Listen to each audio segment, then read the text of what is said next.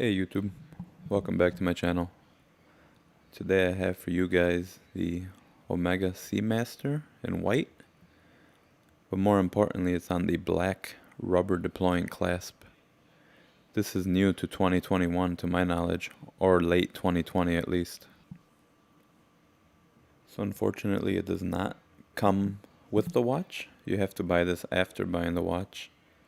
So I bought the watch on the stainless steel bracelet, and then I opted to buy the rubber separately, which is a shame. You should have the option to buy it on a deployant clasp, just on rubber if you so want to.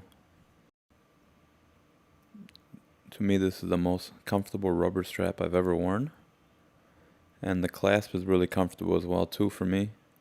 I wish the clasp had a micro adjustment, because on a hot summer day I do tend to need to change it to a bigger size.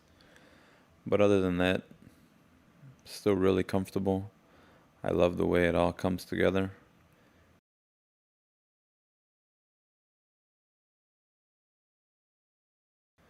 The buckle is finished really nicely, nice and sturdy, not too heavy. I have no complaints about the buckle. I've heard some people talk about the extra piece of rubber underneath your wrist, but I've never felt it at all. It just looks a lot cleaner when it's closed and you're looking down at your own hand, in my opinion. What I really love is how the ends of the strap conform to the case lines. It's really tight.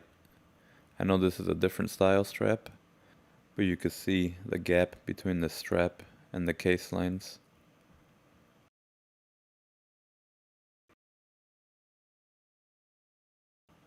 I was only able to find one other video with the deployant strap currently on YouTube, and that one's on a blue watch, so I really wanted to show you guys the white dial with the black strap on the deployant.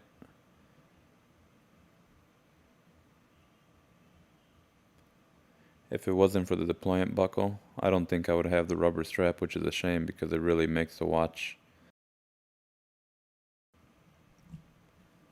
The way you adjust it is by pinching the rubber slightly and then putting it underneath these little flaps or wings, and then the buckle will sit in the hole, and that'll keep it from moving pretty well.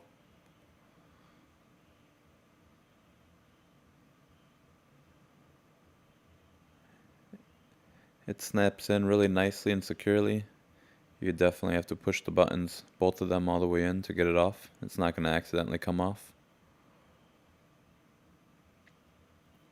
And the nice thing about not having to cut the rubber is that it could be worn by multiple people if you share it with a significant other.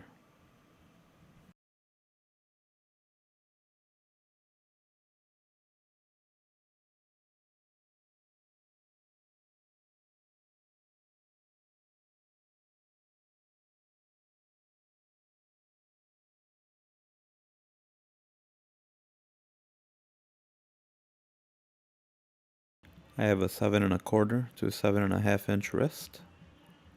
Yeah, sometimes I have to use every ounce of the micro adjustment on the bracelet.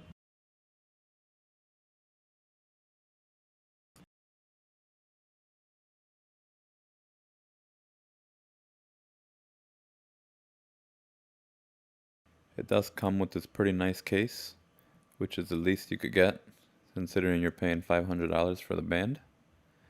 It's $250 for the rubber and $250 for the buckle. That's how the price breaks down, at least in 2021. And it comes with a nice little place to store your other straps and your spring bar tool and extra spring bars. I was lucky enough to get the Omega spring bar tool included. I'm not sure if that comes with every purchase. If somebody knows, if you could please leave it in the comments. I'd like to know. That would really probably push me to get the NATO strap. But again, for $500, I think it's the least they could give you.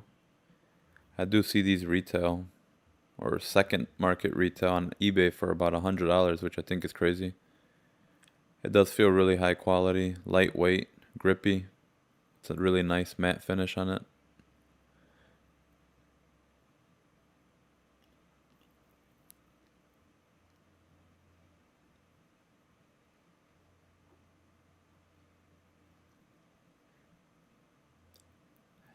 And this band bends so easily, but it doesn't feel cheap at all.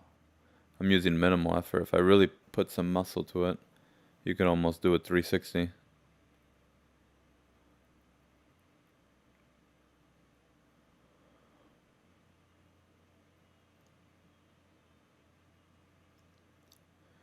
This watch on the black rubber strap really makes it for me.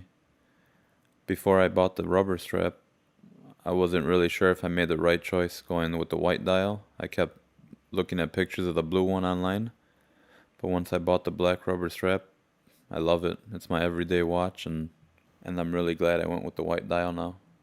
I've never had a white dial watch before.